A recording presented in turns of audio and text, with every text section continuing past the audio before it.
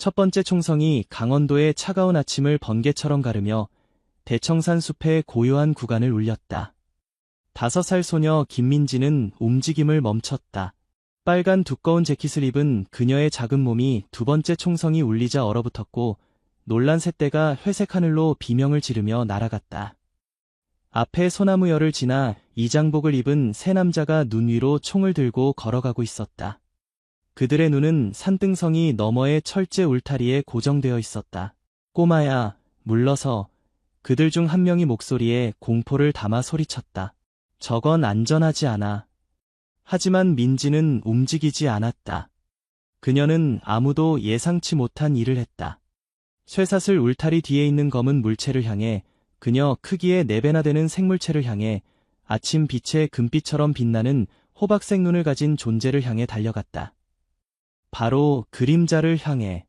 그녀의 어머니인 박지연 박사는 아래 등산로에서 공포에 질려 지켜보았다. 그녀의 목소리가 목구멍에 걸렸다. 민지야, 안 돼. 하지만 민지는 이미 거기에 있었다. 울타리와 거대한 짐승 사이에 서서 그녀는 단호함을 가지고 한 손을 들었다. 그림자는 왔다 갔다 하는 걸 멈추고 길을 움찔거리더니 앉았다. 그를 해치지 마세요. 민지가 말했다. 그녀의 목소리는 그녀의 크기보다 강했다. 그는 제 거예요. 남자들은 어리둥절하게 쳐다보았다. 소녀와 늑대개가 서로를 바라보며 눈을 맞췄다. 공기가 멈춘 것 같았고 시간이 숨을 멈춘 것 같았다. 그 순간 아이와 짐승이 서로를 단없이 이해한 그 찰나의 순간은 나중에 법정에서, 토크쇼에서, 과학 저널에서 묘사될 것이지만 당시에는 그저 겁에 질린 어머니, 어리둥절한 사냥꾼 그룹, 그리고 비밀과 표식을 가진 소녀일 뿐이었다. 그들은 민지가 태어난 순간부터 다른 아이들과 달랐다고 했다. 지연은 딸에게서 무언가 다른 점을 느꼈다. 그녀는 거의 울지 않았고 옹알거리지 않았으며 미소나 자장가에 반응하지 않았다. 처음에 지연은 자신을 탓했다. 그녀는 이제 싱글맘이었다. 그녀의 남편이자 민지의 아버지인 정우는 민지가 2살이 되기 전에 산악사고로 세상을 떠났다.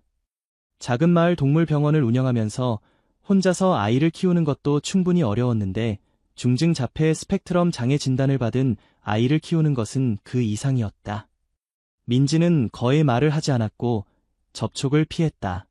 하지만 가장 이상한 것은 그녀의 왼쪽 손목에 있는 선천적인 표식이었다. 희미하지만 분명한 늑대 발자국 모양의 선이 새겨져 있었다. 의사들은 이를 선천성 모반이라 불렀고 지연은 이를 미스터리라고 불렀다. 딸이 세상과 소통할 수 있도록 돕기 위해 필사적으로 지연은 모든 것을 시도했다. 치료견, 놀이그룹, 심지어 음악치료까지. 하지만 아무것도 효과가 없었다. 그녀가 김하준을 만나기 전까지는 그의 허스키 보호소는 국도를 지나 몇 마일 떨어진 나무와 위장된 곳에 숨겨져 있었다. 그 남자 자신도 날카롭고 풍화된 모습에 얼음 같은 파란 눈을 가지고 있었다.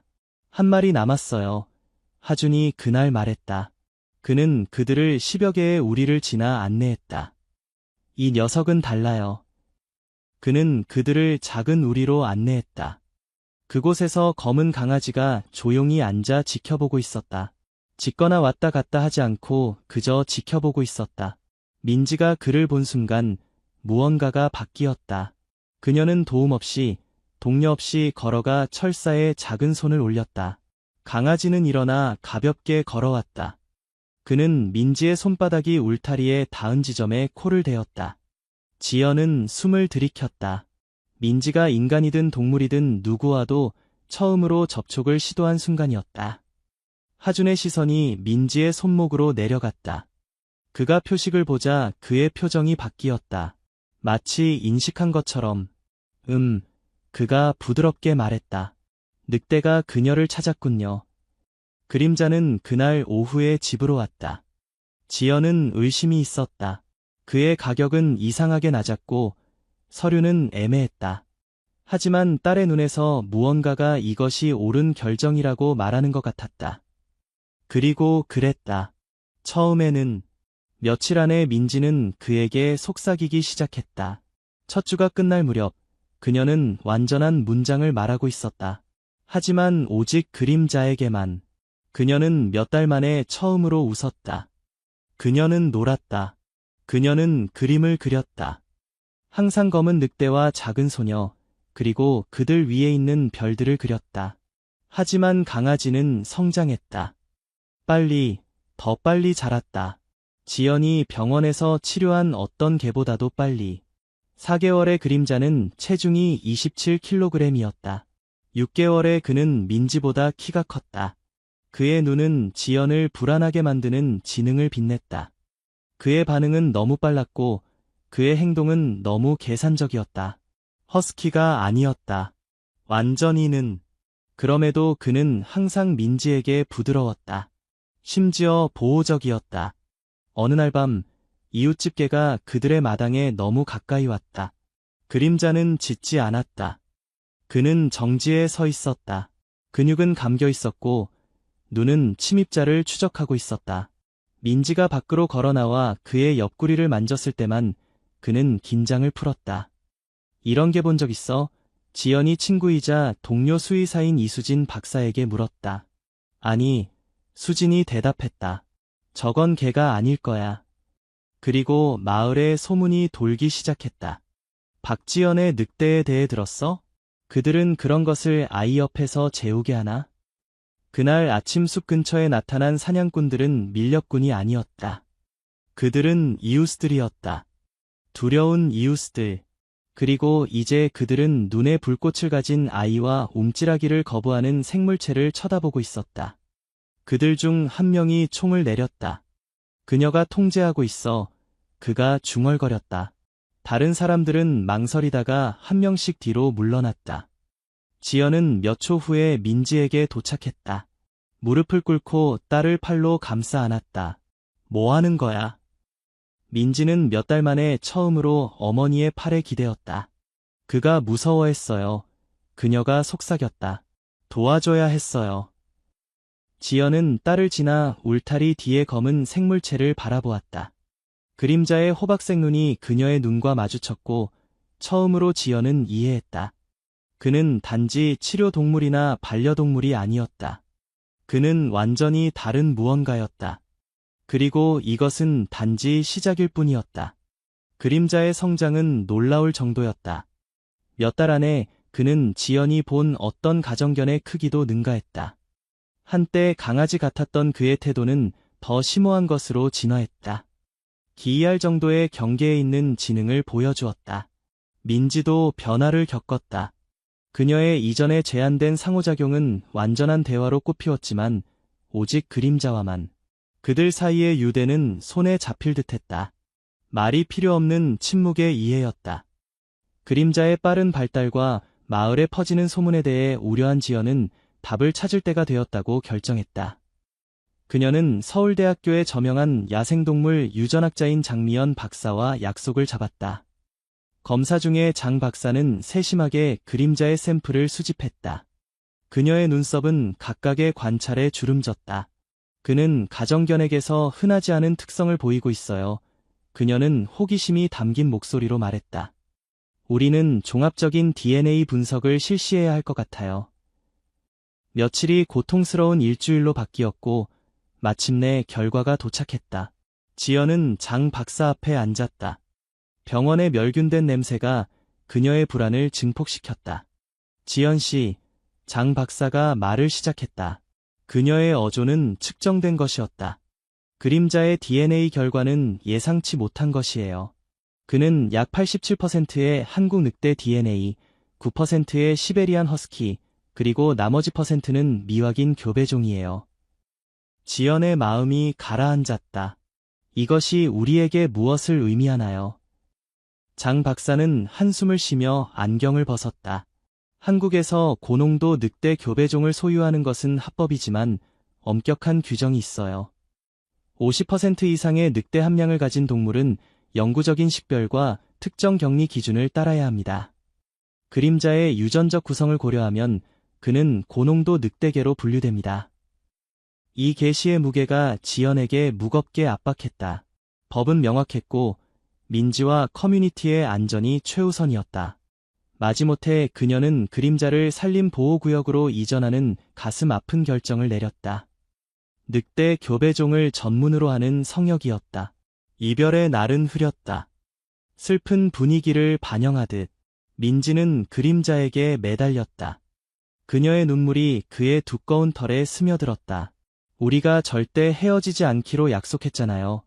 그녀가 울었다. 그녀의 목소리가 부서졌다. 그림자는 그녀를 부드럽게 코로 쿡쿡 찔렀다. 그의 호박색 눈은 말로 표현할 수 없는 슬픔을 반영했다. 유난을 산림보호구역의 설립자는 무거운 마음으로 그 교환을 지켜보았다. 우리가 그를 잘 돌볼게, 민지야. 그녀가 확신시켰다. 비록 그녀의 말이 거의 위로가 되지 않았지만 산림보호구역의 문이 그림자 뒤로 닫히자 민지의 세계는 어두워졌다. 그녀의 그림의 활기찬 색상은 사라졌다. 그녀의 웃음은 침묵했다. 지연은 딸이 이전보다 더 두꺼운 껍질 속으로 후퇴하는 것을 무력하게 지켜보았다. 산림보호구역에서 그림자의 변화도 마찬가지로 심오했다. 그는 음식을 거부했다. 한때 빛나던 그의 털은 광택을 잃었다. 하늘과 그녀의 팀은 그를 참여시키기 위해 다양한 방법을 시도했지만 그의 정신은 소나무 숲에 남겨둔 작은 소녀에게 묶여있는 것 같았다. 커뮤니티는 혼합된 반응으로 떠들썩했다. 일부는 지연의 책임감 있는 결정을 칭찬했고 다른 이들은 민지와 그림자 사이의 신비로운 연결에 대해 속삭였다. 늑대 표식을 가진 아이들의 전설이 다시 떠올랐다. 늑대와 같은 선천적 표식을 가지고 태어나 야생과 운명적으로 연결된 아이들에 대한 이야기였다. 어느 날 저녁, 지연이 병원을 닫을 때 김하준이 그녀의 문에 나타났다. 그의 거친 태도는 진정한 염려의 모습으로 부드러워졌다. 그림자에 대해 들었어요. 그가 모자를 벗으며 시작했다. 당신이 알아야 할 것이 있어요. 지연은 그에게 앉으라고 손짓했다. 그녀의 호기심이 피크에 달했다. 듣고 있어요. 하준은 깊게 숨을 들이마셨다. 수년 전, 저는 다리 늑대 프로젝트의 일부였어요. 우리는 가정견과 통합함으로써 늑대 유전자를 보존하려고 했어요. 그림자는 그런 희귀한 교배종 중 하나예요. 지연의 눈이 커졌다. 왜 이전에 이것을 말하지 않았나요? 중요하지 않다고 생각했어요. 하준이 인정했다. 죄책감이 그의 어조에 분명했다. 하지만 민지와 그림자 사이의 유대를 보니 그것은 제가 본 어떤 것과도 달라요. 이 계시는 민지와 그림자의 연결의 복잡한 테피스트리에 또 다른 층을 추가했다. 그것은 단순한 동반자 관계가 아니었다. 그것은 유전학과 고대 전설과 얽힌 운명이었다. 딸을 돕기로 결심한 지연은 지역 원주민 커뮤니티의 존경받는 장로인 정성호의 조언을 구했다. 그는 지연이 사건들을 이야기하는 동안 생각에 잠긴 표정으로 열심히 들었다. 당신 딸이 지닌 표식, 그가 천천히 말했다. 우리 민족 사이에서는 늑대의 포옹으로 알려져 있어요. 그것은 인간과 늑대 사이의 깊은 유대의 징조로 물리적 영역을 초월하는 관계예요. 지연의 회의로는 성호의 확신 앞에서 흔들렸다. 제가 무엇을 해야 하죠? 신뢰하세요. 그들의 연결을 신뢰하세요. 성호가 조언했다. 때로는 답이 과학이 아니라 정신과 자연이 수렴하는 공간에 있어요. 이 새로운 관점을 바탕으로 지연은 민지와 그림자를 제외시키기로 결심했다. 그들의 유대가 둘 다의 치유의 열쇠를 가지고 있다고 믿었다. 산림보호구역의 공기는 소나무숲보다 더 시원했다. 선명하고 건조했으며 소나무와 흙의 향기가 모든 바람에 남아있었다. 하지만 그림자에게는 그곳이 숨 쉴 수 없는 곳이나 다름없었다. 성역에 도착한 이후로 그는 완전한 식사를 하지 않았다. 그는 기계적인 규칙성으로 울타리 주변을 배회했다. 가끔 도로의 일부를 볼 수 있는 울타리 옆에 앉아서 기다렸다. 항상 기다리고 있었다. 윤하늘은 성역의 수석 생물학자인 오민호 박사 옆에 서서 멀리서 늑대개를 지켜보았다. 그는 무너지고 있어요. 하늘이 중얼거렸다. 그는 애도하고 있어요. 민호는 안경을 조정했다. 그의 얼굴에 염려가 새겨져 있었다. 그는 다른 이들과 다르다. 그의 반응은 더 의식적이다. 이렇게 분리에 반응하는 교배종을 본 적이 없어. 한편 소나무 숲에서는 민지가 한때 그녀의 세계를 정의했던 침묵으로 다시 미끄러져 들어갔다. 그녀는 더 이상 그림책을 찾지 않았다. 그녀의 한때 다채로운 크레용 스케치는 삐딱하고 혼란스러운 낙서로 변했다. 만약 그녀가 크레용을 집어든다면 그녀는 거에 먹지 않았고 거에 자지 않았다. 지연은 딸이 감정적 유배로 떠나는 것을 지켜볼 수밖에 없었다. 어느 날 밤 지연은 민지가 방 바닥에 웅크리고 무언가를 속삭이는 것을 발견했다. 처음에 그녀는 그것이 행설수설이라고 생각했지만 몸을 기울이자 그녀는 그 단어들을 알아차렸다. 그림자, 나를 기다려. 그것이 마지막 지피였다. 다음 날 아침 지연은 작은 가방을 챙겨 민지를 산림보호구역으로 운전했다. 절망적이고 불확실했다. 하늘은 입구에서 그들을 맞이했다. 그녀의 표정은 읽을 수 없었다. 우리는 보통 외부 방문객이 개인 울타리에 들어가는 것을 허용하지 않아요. 그녀가 말했다. 그리고 멈췄다. 하지만 이것은 정상적인 상황이 아니에요. 민지가 지연과 두 직원을 옆에 두고 접근했을 때 그림자는 나무 아래 누워 있었다. 처음에는 머리를 들지 않았지만 민지가 앞으로 나아가 그의 이름을 속삭이는 순간 그림자. 그의 귀가 움찔거렸다. 그리고 그는 일어났다. 변화는 즉각적이고 놀라웠다. 늑대개의 전체 자세가 바뀌었다. 그는 잃어버렸다고 생각했던 작은 소녀에게 시선을 고정한 채 울타리로 걸어갔다. 주저없이 민지는 철망에 손바닥을 대었다. 그림자는 부드럽게 이마를 거기에 대었다. 오랫동안 그들은 그저 그렇게 서 있었다. 침묵과 강철로 연결되어. 천재야. 하늘이 속삭였다. 입에 손을 대고. 지연의 무릎이 약해져 그녀는 뒤에 있는 벤치에 앉았다. 그가 그녀를 그렇게 기억할 줄 몰랐어요. 민호는 거의 눈을 깜박이지 않고 쳐다보았다. 이것은 단순한 인식이 아니다. 이것은 조율이다. 다음 며칠 동안 하늘은 이례적인 결정을 내렸다. 민지가 전체 감독 하에 주니어 자원봉사자가 되도록 허용했다. 그녀는 그림자와 함께 구조화된 시간을 보낼 수 있었다. 안전한 문을 통해 그에게 먹이를 주고 그의 행동을 관찰하고 심지어 풍요로운 활동에 참여할 수도 있었다. 지연은 처음에 망설였지만 계속 연락을 유지한 정성호가 조용한 조언을 제공했다.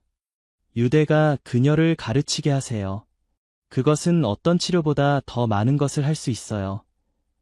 그리고 그렇게 놀라운 세 장이 시작되었다. 민지는 매일 방과 후에 방문했다.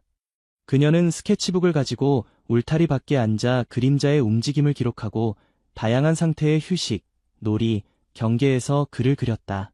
시간이 지남에 따라 그녀는 자신만의 속기를 개발했다. 귀, 꼬리, 발을 가리키는 이상한 기호와 화살표. 하늘과 민호는 다른 것도 알아차렸다. 그림자는 다른 누구에게도 하지 않는 방식으로 민지의 손신호에 반응했다. 손을 흔들면 앉으라는 뜻이었다. 무릎을 탭하면 머물라는 뜻이었다. 구부러진 손가락은 구르라는 뜻이었다. 처음에 그들은 그것이 우연의 일치라고 생각했지만 민호는 실험용 비디오를 설정했다. 민지는 관찰 우리에 들어가 일련의 몸짓을 했다.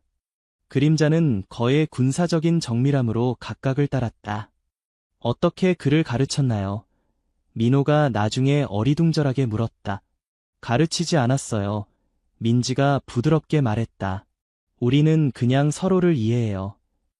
영상은 가장 베테랑 직원조차 놀라게 했다.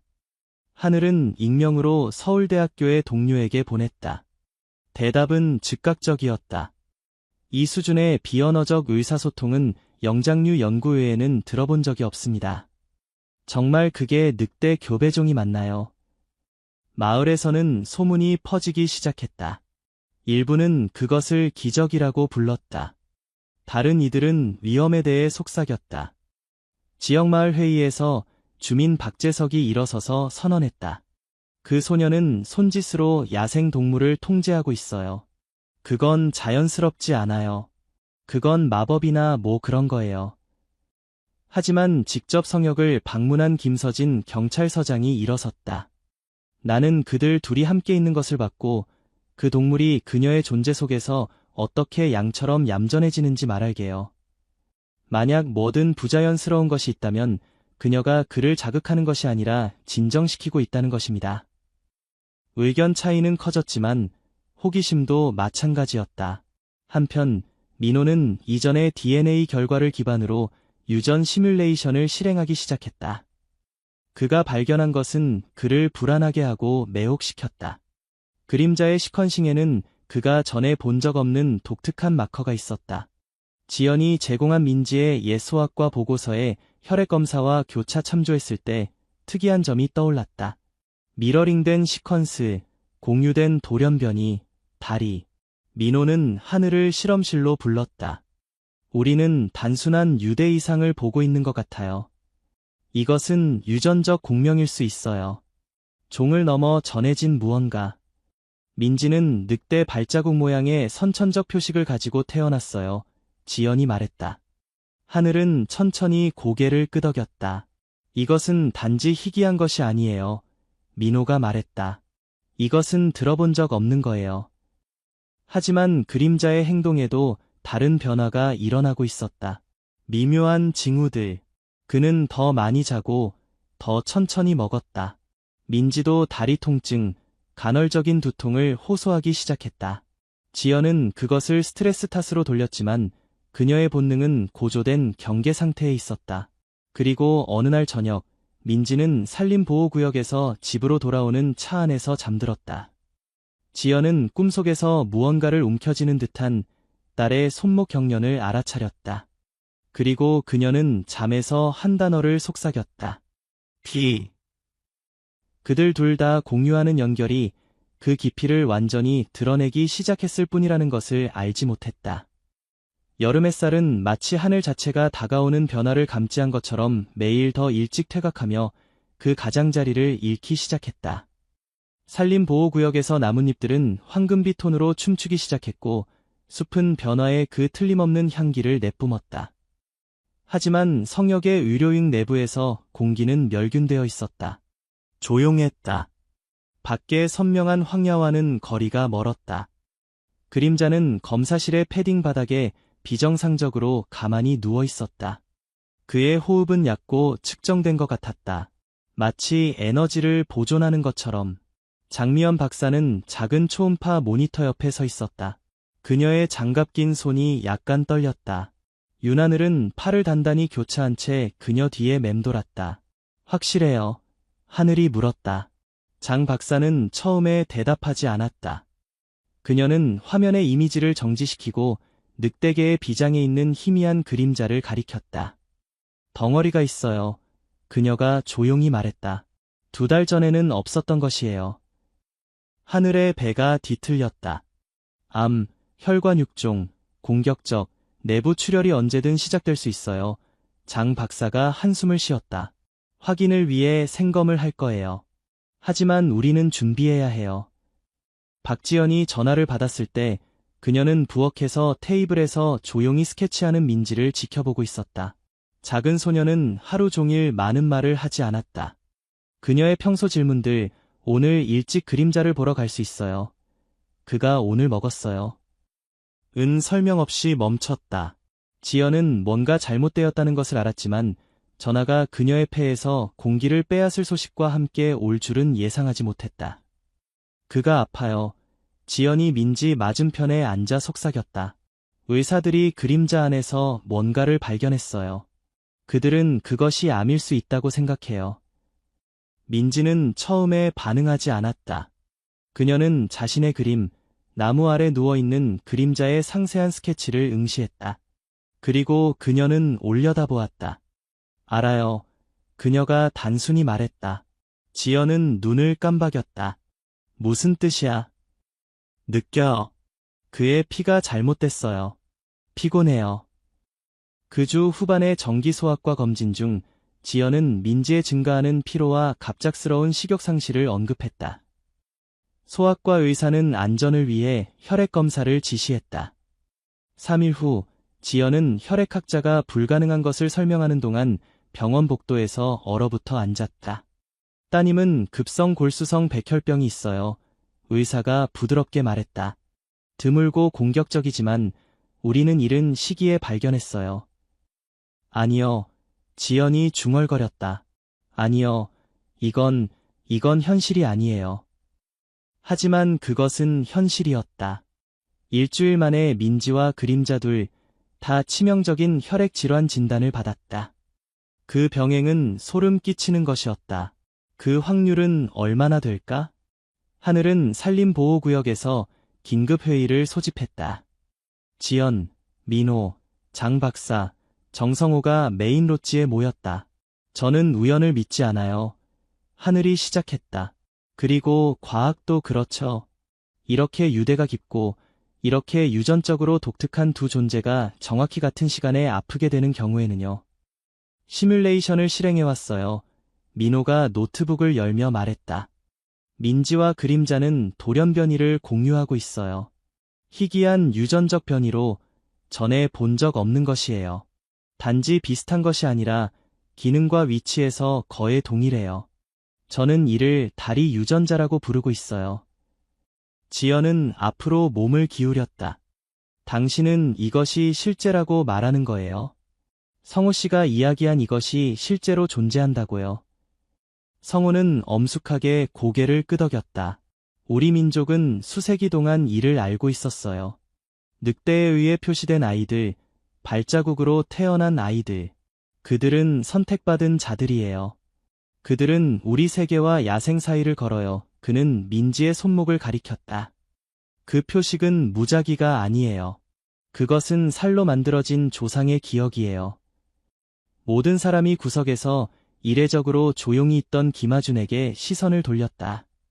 노인은 마침내 말했다. 그의 목소리는 거칠었다. 더 일찍 말했어야 했어요. 그가 말했다. 민지의 출생 표식을 본 날 그림자가 무엇인지 알았어요. 그녀가 그들 중 하나라는 것을 알았어요. 그들 중 하나, 지연이 날카롭게 말했다. 다리 아이들이요. 그림자는 한 혈통에서 온 거예요. 우리가 선의 수호자라고 부르는 제가 속한 그룹에 의해 세대에 걸쳐 보호된 혈통이요. 우리의 임무는 다리 늑대들을 보존하는 것이었어요. 인간과 그들의 표식을 공유하는 사람들과 유대를 맺을 수 있는 이들이요. 왜 아무 말도 하지 않았죠? 지연이 요구했다. 우리가 사냥당하고 있었기 때문이에요. 하준이 대답했다. 수십 년 동안 사설 수집가들, 윤리보다 돈이 더 많은 유전학자들이 이런 늑대들을 추적하려 했어요. 만약 누구든 그림자가 표식 있는 아이와 배치되었다는 것을 알았다면. 그는 말끝을 흐렸다. 민호가 갑자기 일어섰다. 치료 프로토콜이 있어요. 급진적이고 실험적이지만 그들 둘에게 기회를 줄 수 있을 거예요. 모두가 그를 향해 돌아섰다. 종간 줄기세포 이식이요. 그가 숨을 들이쉬었다. 그림자의 골수를 가져와서 민지에게 이식하는 것을 시도해요. 그리고 아마도 그 반대도요. 그들의 유전자 정렬, 이다리 유전자는 몸이 완전한 거부 없이 이식을 받아들이도록 할 수 있어요. 지연의 입이 놀라움에 벌어졌다. 민호 씨, 그것은 전에 시도된 적이 없어요. 당신은 늑대가 인간 아이에게 줄기세포를 기증하는 것에 대해 이야기하고 있어요. 민호는 고개를 끄덕였다. 알아요. 미친 소리예요. 하지만 지금으로서는 우리의 최선의 기회예요. 성호가 앞으로 나섰다. 또 다른 단계가 있어요. 모두가 그를 바라보았다. 의식이 있어요. 오래되고 신성한.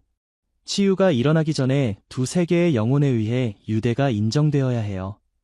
만약 당신이 과학으로 진행하고 싶다면 그는 지연을 바라보았다. 당신은 또한 미스터리도 받아들여야 해요. 지연은 망설이지 않았다. 그녀는 테이블 너머로 손을 뻗어 민지의 스케치북을 들었다. 그녀는 지연이 전에 알아차리지 못했던 페이지로 넘겼다. 그것은 보름달 아래 서 있는 민지와 그림자를 보여주었다. 그들 사이에는 빛이나 피처럼 빛나는 실이 있었다. 그것은 그의 심장에서 그녀의 심장으로 이어졌다. 그들은 이미 알고 있어요. 지연이 말했다. 그들은 항상 알고 있었어요. 밖에서 바람이 거세지며 산림보호구역을 둘러싼 나무들을 흔들었다. 성역의 더 깊은 부분 어딘가에서 그림자는 머리를 들고 민지가 이제 잠들어 있는 오두막을 향해 돌렸다. 유대는 침묵 속에서 형성되었고 이제 피로 시험될 것이었다. 이식 전날 밤 소나무 숲 위의 하늘은 깊은 남색으로 칠해졌고 1000개의 떨리는 별들이 그것을 관통했다. 산림보호구역의 중심에서 신성한 불이 고대돌의 반지 안에서 조용히 타닥거렸다. 의식은 단순했다. 구호도 없고 구경거리도 없고 그저 침묵, 연기, 그리고 다가올 것의 무게를 이해하는 사람들의 원이었다. 민지는 짠 담요에 쌓여 앉았다. 그녀의 작은 몸은 그 아래에서 창백하고 약해 보였다. 그림자는 그녀 옆에 누워 있었다. 그의 거대한 머리가 부드럽게 그녀의 다리 위에 쉬고 있었다. 정성호는 그들 맞은편에 무릎을 꿇고 앉았다. 그가 그들 사이에 조각된 나무 그릇을 놓으면서 그의 목소리는 낮고 안정적이었다. 그릇 안의 허브는 불빛에서 희미하게 빛났다. 이것은 마법이 아니에요. 성호가 부드럽게 말했다. 이것은 기억이에요. 피와 뼈로 전해 내려오는 종류의 기억이요. 그는 앞으로 손을 뻗어 연기에 손가락을 담그고 부드럽게 민지에 표시된 손목과 그림자의 넓은 가슴 중앙을 눌렀다. 두 영혼, 하나의 실, 그가 속삭였다. 이 길을 함께 걸으세요. 니들의 뜻이라면 치유하세요.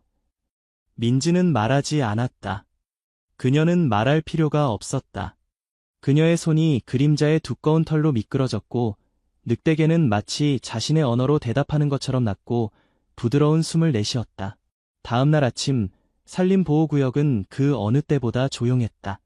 유료팀, 소아과 전문의와 수의학 전문가가 혼합된 팀은 로찌의 연구윙을 이중 수술실로 변형시켰다.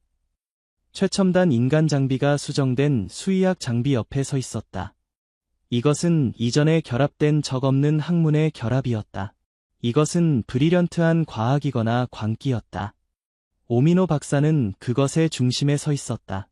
그는 흔들림 없는 집중력으로 동기화된 절차를 지시했다. 구획된 방의 양쪽에서 민지와 그림자는 진정되어 누워 있었다. 그들의 활력 징후는 실시간으로 모니터링되었다.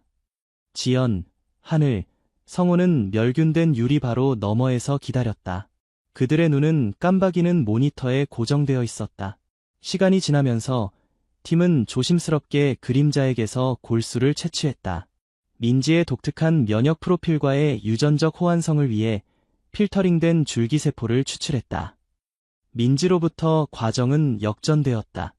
그녀의 골수의 작은 양이 그림자에게 돌아가도록 준비되었다. 그의 시스템은 약해졌지만 여전히 반응성이 있었다. 아무도 감히 큰 소리로 말하지 않은 진실, 그들 모두가 가지고 다녔던 것은 만약 이식이 실패한다면 둘 다 죽을 수 있다는 것이었다. 밤은 천천히 지나갔다. 지연은 거의 유리에서 움직이지 않았다. 그녀의 눈은 민지의 얼굴에 고정되어 있었다. 하늘은 그녀 옆에 앉았다. 그녀의 어깨에서 위안의 손이 떠나지 않았다. 성호는 그의 숨결 아래 조용한 기도를 중얼거렸다. 그리고 변화의 징후가 나타났다. 민지의 백혈구 수치는 몇 주 동안 급락했다가 서서히 꾸준히 오르기 시작했다.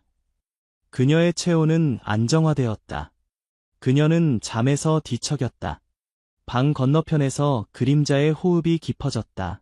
한때 치료로 인해 둔하고 패치가 된 그의 털이 다시 빛을 받는 것 같았다. 이틀 후 민지는 눈을 떴다. 그녀의 첫마디는 어머니나 의사들에게가 아니라 빈 공기에게였다. 그가 깨어났어요. 순간 후 그림자의 눈꺼풀이 펄럭거렸다. 그의 코가 움찔거렸다. 그리고 그가 인접한 회복우리로 옮겨졌을 때 그는 민지와 그를 분리하는 유리를 향해 머리를 들고 조용하고 틀림없는 낑낑 소리를 냈다. 다음 몇 달 동안 회복은 느렸지만 놀라웠다. 민지는 지원치료의 라운드 후에 라운드를 견뎠다. 그녀의 힘은 시작과 정지로 돌아왔다. 하지만 그녀의 동기부여가 흔들릴 때마다 그림자의 방문이 그녀의 정신을 다시 불태웠다. 때로는 그녀는 말하지 않았다. 그저 그가 시간보다 오래된 눈으로 그녀를 지켜보는 동안 그의 우리 옆에 앉아 조용히 스케치했다. 결국 둘 다 제한된 움직임이 허용되었다. 조심스러운 감독하에 그들은 성역의 개인 산책로를 따라 짧은 산책을 재개했다. 처음에는 따로, 그리고 함께. 민지가 처음으로 그림자의 울타리에 들어섰을 때 그는 천천히 접근했다. 그녀의 손목을 냄새 맡고 그의 주둥이를 부드럽게 그녀의 소매 아래 표식에 눌렀다. 기억했구나. 그녀가 속삭였다. 봄이 되자 민지는 다시 달리고 있었다. 그녀의 웃음은 소나무를 통해 새 노래처럼 울려 퍼졌다. 그림자는 코가 희끗희끗해졌지만 거의 모든 그의 운동성과 에너지를 되찾았다. 그는 종종 교육 파빌리온 밖에 앉아 있었다. 그곳에서 이제 민지는 어린 방문객들이 성역의 동물들과 처음 만나는 것을 안내하는 것을 도왔다. 하늘은 민지의 이름으로 다리 프로그램을 설립했다. 자폐증, PTSD, 정서적 트라우마를 가진 아이들을 위한 치료적 경험에 집중하는 산림보호구역의 새로운 분야였다. 이제 막 7살이 된 민지는 그것의 가장 어린 대사가 되었다. 이제 공식적으로 산림보호구역의 컨설턴트가 된 김아주는 유전적 혈통을 카탈로그화하고 윤리적 프로토콜을 감독하고 과거의 실수가 결코 반복되지 않도록 보장하면서 조용히 무대 뒤에서 일했다. 정성호는 가까이 남아 민지에게 단지 생물학뿐만 아니라 유산에 대해 산림보호구역과 같은 장소에서 나란히 존재하는 전설과 진실에 대해 가르쳤다. 그리고 늑대 강아지가 있었다. 그의 시술 후 몇 달 후에 예상치 못하게 태어난 그림자의 자손 중 가장 작은 것, 그녀의 형제 자매들이 거칠게 놀고 경계를 시험하는 동안 이 작은 암컷은 민지를 멀리서 지켜보았다. 그녀가 내는 모든 소리에 귀를 움찔거렸다. 그녀가 접근하기까지는 몇 주가 걸렸지만 그녀가 다가왔을 때 그녀는 민지의 무릎에 발을 올렸다. 수년 전 그림자가 했던 정확한 몸짓을 미러링했다. 그녀는 알아요. 민지가 부드럽게 말했다. 그녀는 시를 기억해요. 강아지는 불씨라고 이름 지어졌다. 이른 여름 저녁, 황혼이 나무를 황금빛 분홍색으로 칠하는 동안 민지는 방문 학생 그룹을 성역 주변으로 안내했다. 그림자는 그녀 옆에 걸었다. 차분하고 확신에 찬 불씨는 바로 뒤에 따라왔다. 그녀의 손목은 노출되어 있었다. 성호에게서 받은 구슬팔찌는 오랜 시간에 의해 매끈하게 닳았지만 표식은 여전히 거기에 있었다. 희미하지만 부인할 수 없는. 그녀는 숲의 가장자리에서 멈추고 아이들을 돌아보았다. 때로는 그녀가 말했다. 우리는 다르게 태어나요. 망가진 것이 아니라 그저 다른 무언가를 위해 태어난 거예요. 그림자는 그녀 옆에 앉았다. 불씨는 그녀의 발에 웅크리고 있었다. 그리고 함께 표식받은 이들은 소나무 뒤로 사라지는 태양을 지켜보았다. 피로, 유대로, 그리고 야생의 말없는 약속으로 영원히 얽힌 두 생명. 윤하늘은 성역 사무실 창문에서 그들을 지켜보았다. 7년이 지났지만 그 광경은 여전히 그녀의 과학적 마음을 놀라게 했다. 그들이 어떻게 그것을 할까요? 그녀가 오미노에게 물었다. 그는 이제 그녀의 남편이었다. 어떻게 그들은 항상 서로가 무슨 생각을 하는지 알고 있을까요? 민호는 미소를 지었다. 어쩌면 사랑은 아직 우리가 이해하지 못하는 가장 강력한 유전자일지도 모르겠어요. 그가 대답했다. 김아주는 구석에서 고개를 끄덕였다. 그는 이제 나이가 들었지만 그의 눈은 여전히 장미로 풍부했다. 사실 다리 유전자가 우리 모두 안에 있어요. 그가 말했다. 대부분은 그것이 잠자고 있어요. 하지만 때로는 그것이 깨어나고 우리는 우리가 속한 곳, 반은 사람이고 반은 야생인 곳, 이 세계와 다음 세계 사이의 장소를 기억해요. 민지는 그림자와 함께 나무 사이로 사라졌다. 곧 불씨가 그들을 따랐다. 새 실루엣이 달빛 아래에서 하나가 되었다. 마을의 사람들은 더 이상 그들에 대해 속삭이지 않았다. 이제 그들은 이야기를 했다. 산에서 내려온 아이와 숲으로부터 온 늑대, 그들의 혈액이 섞이고 그들의 영혼이 치유되고 그들의 운명이 하나로 엮인 이야기를. 그리고 만약 당신이 늦은 밤에 소나무숲 근처를 걷는다면 당신은 소녀와 그녀의 두 늑대들의 실루엣을 보게 될지도 모른다. 둘은 이제 셋이 되었다. 하지만 유대는 같다. 강하고 영원하고 말할 수 없이 아름답다. 지연은 마루에 앉아 딸의 가장 최근 스케치북을 넘겼다. 그녀는 이제 진지한 예술가였다. 각 페이지는 그림자와 불씨의 완벽한 묘사로 가득했다. 마지막 페이지에서 그녀는 멈췄다. 거기에는 하나의 그림이 있었다. 사람 늑대 하이브리드, 반은 소녀, 반은 늑대, 달빛 아래 서 있는. 그녀의 눈은 호박색이었고 그녀의 피부는 별빛으로 반짝였다. 그림 아래에는 단어들이 있었다. 민지가 쓴 가장 긴 문장. 우리는 우리가 될 수 있는 것이 됩니다. 우리가 태어난 것이 아니라 우리가 선택한 것입니다. 저는 두 세계를 걸어요. 저는 달이에요. 제 심장은 두 개의 박동으로 뛰어요. 하나는 사람을 위해, 하나는 늑대를 위해. 저는 결코 혼자가 아니에요.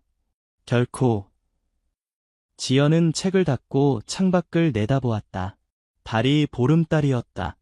그리고 어딘가에서 그녀는 딸의 웃음과 함께 늑대의 노래를 들었다. 그녀는 미소를 지었다. 이미 깊은 밤이었지만 박수님 할머니는 여전히 골목길을 걷고 있었다. 낡은 리어카를 끌며 폐지를 모으는 그녀의 모습은 서울의 어두운 골목에서 흔히 볼 수 있는 풍경이었다. 가로등 불빛 아래 그녀의 주름진 얼굴은 세월의 무게를 고스란히 담고 있었다. 75세의 나이에도 불구하고 그녀는 매일 이른 새벽부터 늦은 밤까지 서울의 골목을 누볐다. 오늘도 별로 모이지 않았네. 할머니는 한숨을 내쉬며 리어카에 쌓인 폐지를 바라보았다. 그래도 포기할 수는 없었다. 병원비와 월세를 내려면 조금이라도 더 모아야 했기 때문이다. 그녀의 아들 김정우는 최근 건설회사 구조조정으로 실직 상태였고 손녀의 대학 등록금까지 걱정해야 하는 상황이었다. 좁은 골목길을 돌아 강남의 번화가로 접어들자 고급 레스토랑과 호텔이 즐비했다. 이곳은 서울에서 가장 부유한 지역 중 하나로 폐지가 많이 버려지는 곳이기도 했다. 하지만 동시에 부자들의 눈치를 봐야 하는 곳이기도 했다. 조심해서 가야지. 할머니는 좁은 길을 조심스럽게 리어카를 끌며 나아갔다. 그때였다. 갑자기 리어카의 바퀴가 도로의 턱에 걸리면서 중심을 잃었다. 순간적으로 할머니는 리어카의 균형을 잡으려 했지만 너무 무거웠다. 리어카가 기울어지면서 옆에 주차된 검은색 고급 외제차의 옆면을 긁고 말았다. 어머나! 끼! 날카로운 금속음과 함께 차의 경보음이 요란하게 울려 퍼졌다. 할머니는 그 자리에 얼어붙었다. 손이 떨리기 시작했고 심장은 미친 듯이 뛰었다. 차의 옆면에는 분명한 긁힌 자국이 남아 있었다. 그때 근처 바에서 한 남자가 황급히 뛰어나왔다. 30대 중반으로 보이는 그는 고급 양복을 입고 있었으며 얼굴은 술 기운으로 붉게 달아올라 있었다. 뭐야 이게?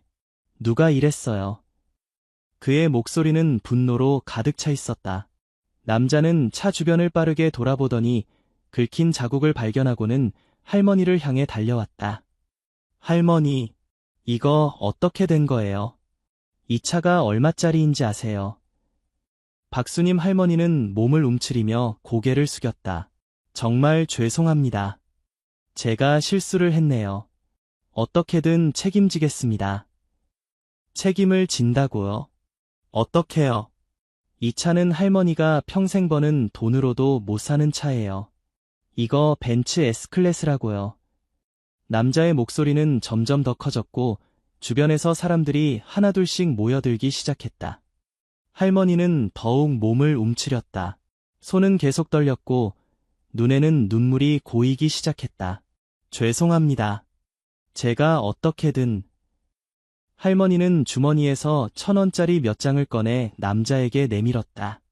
그것은 오늘 하루 종일 모은 돈의 전부였다. 이게 뭐예요? 이걸로 뭘 하라고요? 남자는 비웃으며 할머니의 손을 쳐냈다.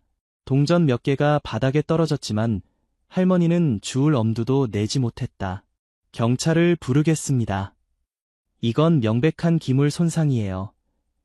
남자가 전화기를 꺼내려는 순간 한 청년이 급히 달려왔다. 어머니. 그것은 김정우였다. 그는 호흡을 가다듬으며 할머니 곁으로 다가갔다. 어머니, 괜찮으세요?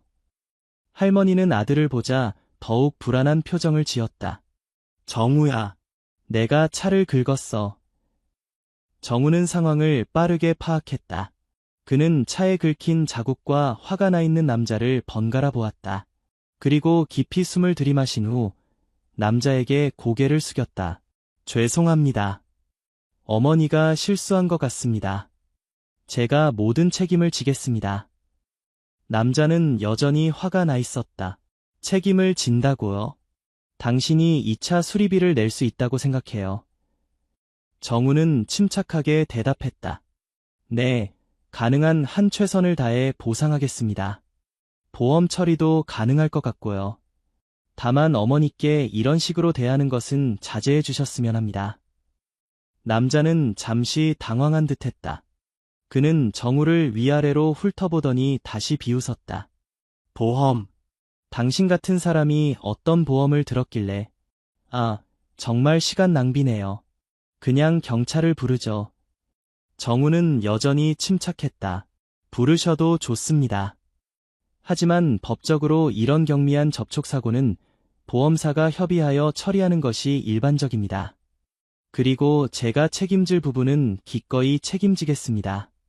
다만 불필요하게 어머니를 모욕하는 행동은 삼가주시기 바랍니다. 남자는 말문이 막힌 듯했다. 그가 무언가 대꾸하려는 순간 차의 뒷문이 조용히 열렸다.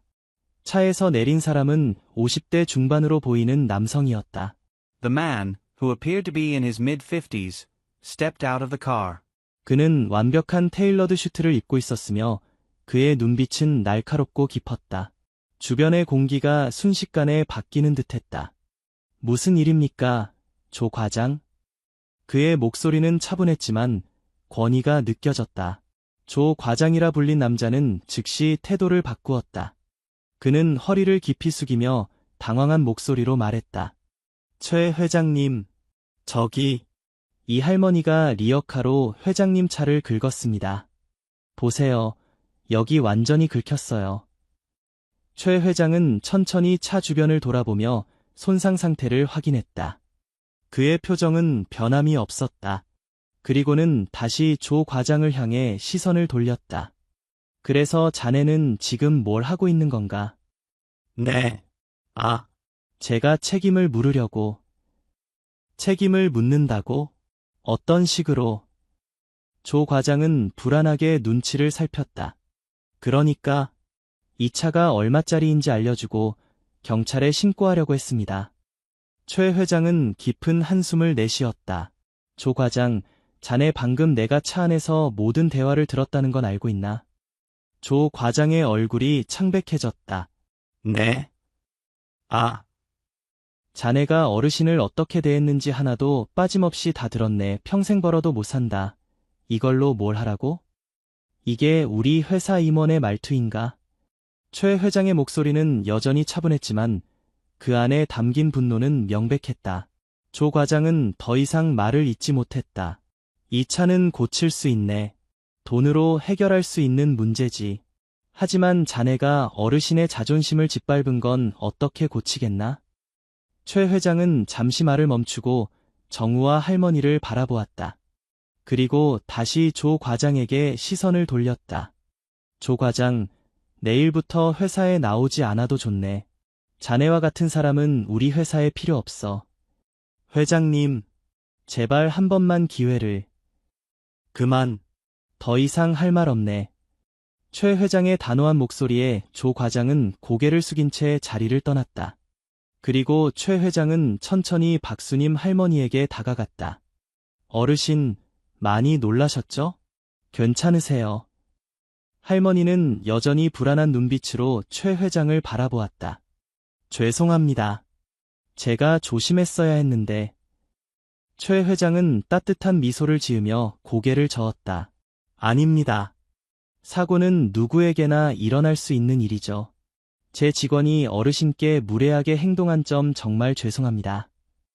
그의 진심 어린 사과에 할머니는 당황했다. 아이고, 그런 말씀 마세요. 제가 잘못한 거니까요.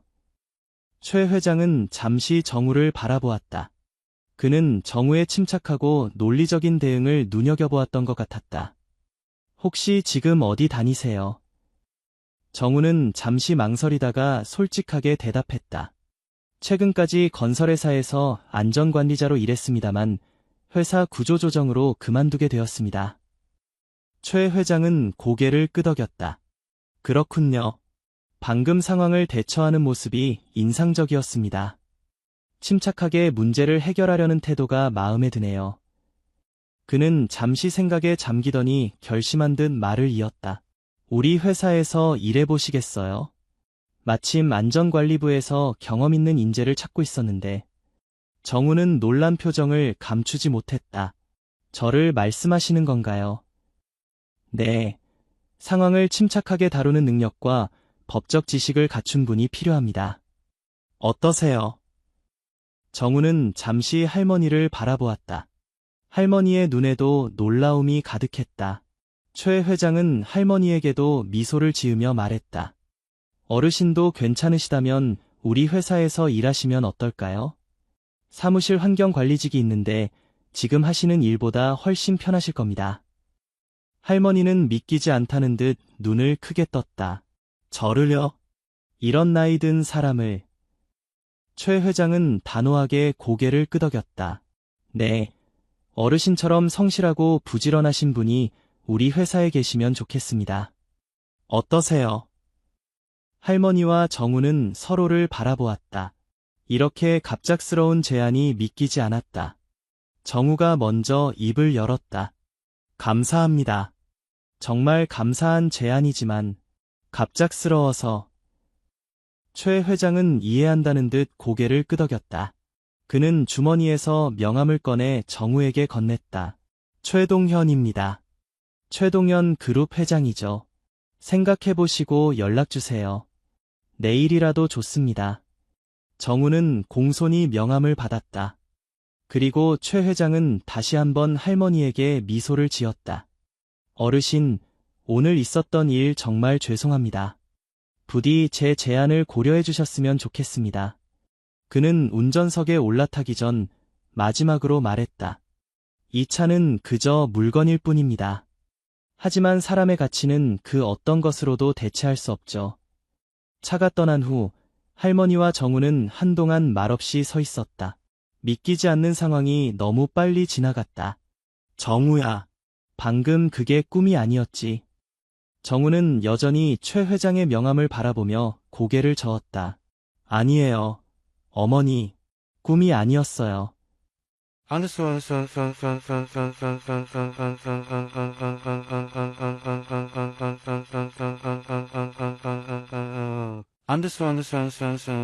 다음 날 아침, 정우는 어머니와 함께 최동현 그룹 본사 앞에 섰다.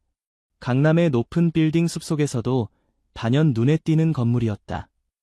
유리와 철골로 이루어진 현대적인 디자인의 빌딩은 마치 그들을 환영하는 듯 눈부시게 빛났다. 어머니, 정말 들어가도 될까요? 할머니는 불안한 듯 낡은 옷매무새를 정리했다. 글쎄, 우리 같은 사람이. 정우는 어머니의 손을 꼭 잡았다. 어제 회장님께서 직접 초대하셨잖아요. 용기를 내요. 두 사람은 천천히 건물로 들어갔다. 로비는 넓고 깨끗했으며 정중한 인사를 하는 직원들이 그들을 맞이했다. 최 회장의 명함을 보여주자 즉시 비서가 나와 그들을 안내했다. 회장님께서 기다리고 계십니다. 이쪽으로 오세요. 엘리베이터를 타고 꼭대기층으로 올라가는 동안 할머니의 손은 여전히 떨리고 있었다. 정우도 긴장한 듯 숨을 깊게 들이마셨다. 최 회장의 사무실은 놀라울 정도로 소박했다. 화려한 장식 대신 기능적이고 깔끔한 가구들이 자리에 있었다. 넓은 창을 통해 서울의 전경이 한눈에 들어왔다. 어서 오세요. 최 회장은 따뜻한 미소로 그들을 맞이했다. 그는 어제와 같은 차분한 모습이었지만 사무실에서의 그는 더욱 위엄이 느껴졌다. 앉으시죠. 그들이 자리에 앉자 최 회장은 바로 본론으로 들어갔다. 어제 제안한 일에 대해 생각해 보셨나요? 정우가 대답했다. 네, 정말 감사한 제안입니다. 기회를 주신다면 열심히 일하겠습니다. 최 회장은 만족스럽게 고개를 끄덕였다. 그리고 할머니를 바라보았다. 어르신은 어떠세요? 할머니는 여전히 불안한 듯했다. 저같이 늙은이가 무슨 일을? 최 회장은 진지한 표정으로 말했다. 어르신, 나이는 숫자에 불과합니다. 중요한 건 마음가짐이죠. 어르신처럼 평생 성실하게 사신 분은 우리 회사에 큰 자산이 되실 겁니다. 할머니의 눈가가 붉어졌다. 평생 누구에게도 이런 말을 들어본 적이 없었다. 고맙습니다만, 정말 제가 할 수 있을지. 물론입니다. 그리고 정우 씨와 같은 회사에서 일하시면 서로 의지가 될 것 같아서요. 정우가 어머니의 손을 잡았다. 어머니, 함께 해보면 어떨까요? 더 이상 밤늦게 폐지 줍는 일 안 하셔도 돼요. 할머니는 아들의 얼굴을 바라보았다. 그녀의 눈에는 복합적인 감정이 담겨 있었다. 당황스러움, 기쁨, 그리고 약간의 두려움까지. 마침내 그녀는 작은 목소리로 말했다. 그래, 한번 해볼게. 최 회장은 환하게 웃으며 자리에서 일어났다. 좋습니다. 바로 인사팀에 연락해서 필요한 절차를 밟도록 하죠. 그는 정우에게 손을 내밀었다. 김정우 씨, 환영합니다. 내일부터 안전관리부에서 일하시게 될 겁니다. 그동안의 경험을 잘 살려주시기 바랍니다. 정우는 공손히 고개를 숙이며 악수했다. 감사합니다. 회장님, 기대에 부응하도록 노력하겠습니다. 최 회장은 할머니에게도 정중히 인사했다. 박수님 어르신, 우리 회사의 가족이 되어주셔서 감사합니다. 내일부터 7층 사무실에서 일하시게 됩니다. 걱정 마세요. 모든 직원들이 어르신을 존중하고 도울 겁니다. 할머니는 어색하게 고개를 숙였다. 이런 대우를 받는 것이 아직도 믿기지 않았다. 그들이 사무실을 나가기 전 최 회장이 한마디 더 덧붙였다. 오늘 저녁 시간이 괜찮으시다면 함께 식사하면 어떨까요? 회사 근처에 좋은 한식당이 있습니다. 정우와 할머니는 놀라움을 감추지 못했다. 최동현 그룹의 회장과 함께 저녁 식사라니. 정우가 대답했다. 영광입니다. 회장님.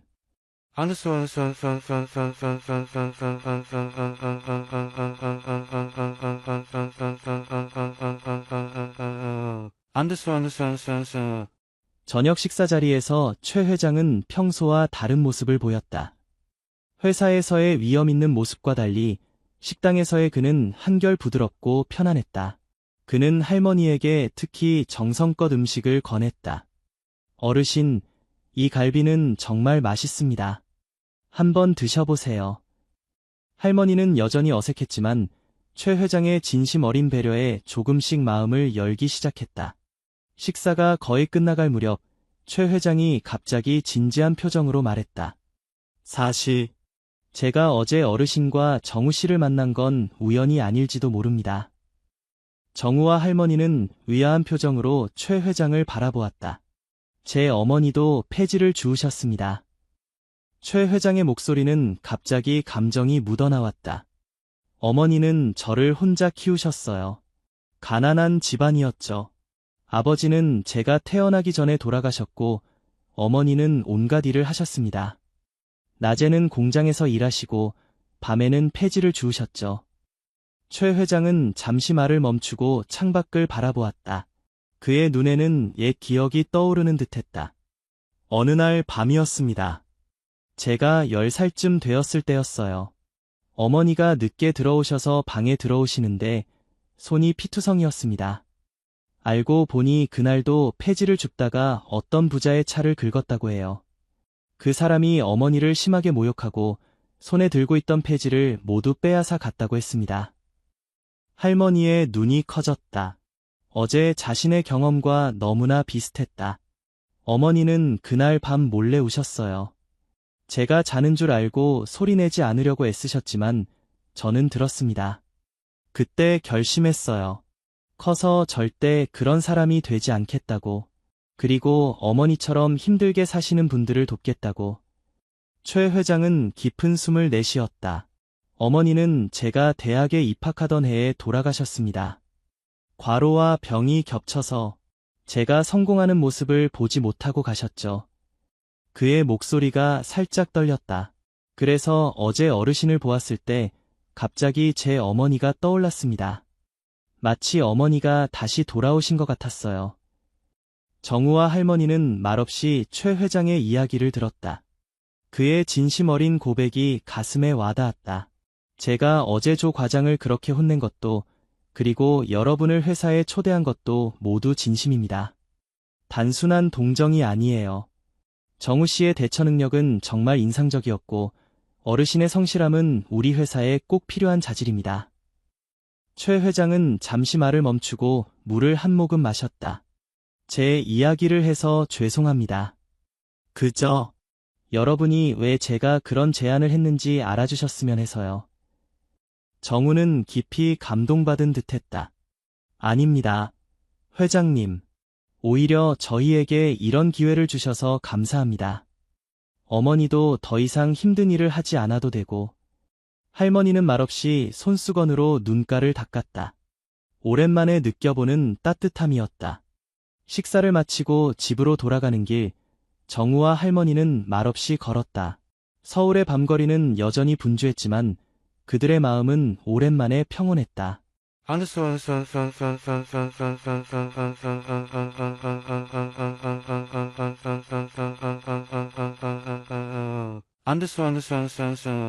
다음 날 아침, 박수님 할머니는 평소보다 일찍 일어났다. 오늘은 새로운 일을 시작하는 날이었다. 그녀는 오래 간직했던 가장 깔끔한 옷을 꺼내 입었다. 정우도 단정한 차림으로 준비를 마쳤다. 어머니, 괜찮으세요? 할머니는 긴장한 듯 고개를 끄덕였다. 괜찮아. 그냥 좀 떨리네. 정우는 어머니의 손을 꼭 잡아주었다. 걱정 마세요. 제가 있잖아요. 최동현 그룹 본사에 도착하자 로비에서 친절한 직원이 그들을 맞이했다. 정우는 안전관리부로, 할머니는 7층 시설관리팀으로 안내받았다. 박수님 어르신, 이쪽입니다. 제가 안내해드릴게요. 젊은 여직원이 할머니에게 공손히 인사했다. 할머니는 어색하게 고개를 숙이며 따라갔다. 7층에 도착하자 깔끔한 유니폼을 입은 중년 여성이 할머니를 반갑게 맞이했다. 안녕하세요, 박수님 어르신. 저는 시설관리팀 팀장 김미영입니다. 앞으로 함께 일하게 되어 기쁩니다. 할머니는 당황한 듯 허리를 숙였다. 아이고, 반갑습니다. 김미영 팀장은 친절하게 사무실을 안내했다. 어르신은 주로 2층의 환경관리를 담당하시게 됩니다. 휴게실과 회의실, 복도 등을 깨끗하게 유지하는 일이죠. 너무 걱정하지 마세요. 천천히 익숙해지시면 됩니다. 할머니는 조심스럽게 주변을 둘러보았다. 깨끗한 사무실 환경은 그녀가 지금까지 일해온 골목길과는 완전히 달랐다. 제가 제대로 할 수 있을까요? 김 팀장은 따뜻하게 미소 지었다. 물론이죠. 회장님께서 직접 추천하신 분이니까요. 어르신을 전적으로 신뢰합니다. 그날 할머니는 새로운 환경에 적응하느라 분주했다. 처음에는 어색했지만 시간이 지날수록 일이 생각보다 어렵지 않다는 것을 깨달았다. 무엇보다 폐지를 주울 때처럼 허리를 깊이 굽히지 않아도 되었고 날씨를 걱정할 필요도 없었다. 점심시간, 할머니는 회사 구내식당으로 향했다. 그녀는 직원 카드를 받았고 이 카드로 무료로 식사를 할 수 있었다. 식당 안으로 들어서자 많은 직원들이 식사를 하고 있었다. 할머니는 잠시 망설였다. 여기 앉아도 되는 걸까? 그때 누군가 그녀를 불렀다. 박수님 어르신, 여기 앉으세요. 김미영 팀장이 손을 흔들며 자리를 가리켰다. 할머니는 안도하며 그녀의 테이블로 향했다. 어르신, 첫날 어떠세요? 힘드시진 않나요? 할머니는 조심스럽게 대답했다. 아니요, 생각보다 괜찮아요. 그저 아직 어색해서. 김 팀장은 이해한다는 듯 고개를 끄덕였다. 당연하죠. 새로운 환경은 누구에게나 어색합니다. 천천히 적응하세요. 식사를 하는 동안 다른 직원들도 할머니에게 인사를 건넸다. 모두 공손하고 친절했다. 할머니는 오랜만에 느껴보는 존중감에 가슴이 따뜻해졌다. 한편 정우는 안전관리부에서 새로운 동료들과 만나고 있었다. 그는 이전 직장에서의 경험을 살려 빠르게 업무를 파악했다. 부서장인 박철민 이사는 정우의 능력을 높이 평가했다. 김정우 씨, 이력서를 보니 안전관리 자격증이 꽤 많네요. 우리 회사 현장 안전점검에 큰 도움이 될 것 같습니다. 정우는 겸손하게 대답했다. 아직 배울 점이 많습니다. 열심히 하겠습니다. 점심시간, 정우는 어머니를 찾아 구내식당으로 향했다. 그는 멀리서 어머니가 다른 직원들과 함께 식사하는 모습을 발견했다. 어머니의 표정이 오랜만에 편안해 보였다. 그는 자리에 합류하지 않고 잠시 그 모습을 지켜보았다. 마음 한구석이 뭉클해졌다. 퇴근 시간, 정우와 할머니는 로비에서 만났다. 어머니, 오늘 어떠셨어요? 할머니는 조금은 피곤해 보였지만 눈빛은 생기가 돌았다. 그냥 괜찮았어. 다들 친절하게 대해줘서 고마웠어. 정우는 미소를 지었다. 다행이네요. 저도 새로운 부서에 잘 적응하고 있어요. 그때 엘리베이터에서 최 회장이 내려왔다. 그는 정우와 할머니를 발견하고 다가왔다. 첫날 어떠셨나요? 할머니는 공손히 고개를 숙였다. 네, 감사합니다. 덕분에 잘 지냈습니다. 최 회장은 만족스럽게 웃었다. 다행입니다. 앞으로도 어려운 점이 있으시면 언제든 말씀해 주세요. 그들이 헤어지려는 순간 최 회장이 무언가 생각난 듯 덧붙였다.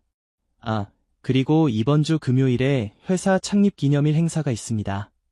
모든 직원이 참석하는 자리니 두 분도 꼭 오셨으면 좋겠습니다. 정우는 정중히 고개를 숙였다.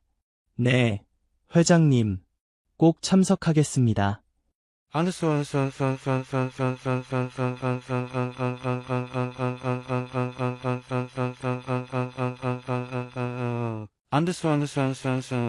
시간이 흘러 한 달이 지났다. 박수님 할머니는 회사 생활에 놀라울 정도로 잘 적응했다. 처음에는 어색하고 낯설었지만 이제는 출근하는 것이 즐거워졌다. 매일 아침 깨끗한 유니폼을 입고 출근하는 그녀의 얼굴에는 자부심이 묻어났다. 직원들도 할머니를 진심으로 존중했다. 그녀가 복도를 청소할 때면 지나가는 직원들이 밝게 인사를 건넸고 때로는 작은 간식을 건네기도 했다. 특히 젊은 직원들은 할머니를 자신의 할머니처럼 여기며 친근하게 대했다. 정우 역시 안전관리부에서 두각을 나타내고 있었다. 그는 현장 안전 점검 시스템을 개선하는 프로젝트를 진행 중이었고 이미 여러 건설 현장에서 안전사고를 예방하는 성과를 거두었다. 박철민 이사는 정우를 높이 평가하며 팀 내 주요 프로젝트를 맡겼다. 그러던 어느 날 회사에 새로운 시설관리 담당 이사가 부임했다. 정진우 이사는 50대 중반의 남성으로 전 직장에서 엄격한 관리로 유명했다. 그는 부임 첫날부터 모든 시설을 꼼꼼히 점검하며 직원들을 긴장시켰다. 할머니가 7층 회의실을 청소하고 있을 때였다. 정 이사가 갑자기 들어와 주변을 살폈다. 여기 청소 담당이 누구죠? 할머니는 깜짝 놀라 고개를 들었다. 제가 담당하고 있습니다. 정 이사는 할머니를 위아래로 훑어보더니 못마땅한 표정을 지었다.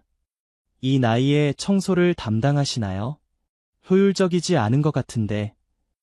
할머니는 당황했지만 침착하게 대답했다. 네, 최선을 다해 일하고 있습니다. 정 이사는 코웃음을 치며 회의실 구석을 가리켰다. 저기 먼지가 쌓여 있네요. 제대로 청소하셔야죠. 할머니는 얼른 그곳으로 가서 청소를 했다. 정 이사는 계속해서 이곳저곳을 지적했다. 여기도, 저기도, 정말 꼼꼼하게 하셔야 합니다. 할머니의 얼굴이 붉어졌다. 그녀는 최선을 다해 청소했지만 정 이사의 눈에는 여전히 미흡해 보이는 모양이었다.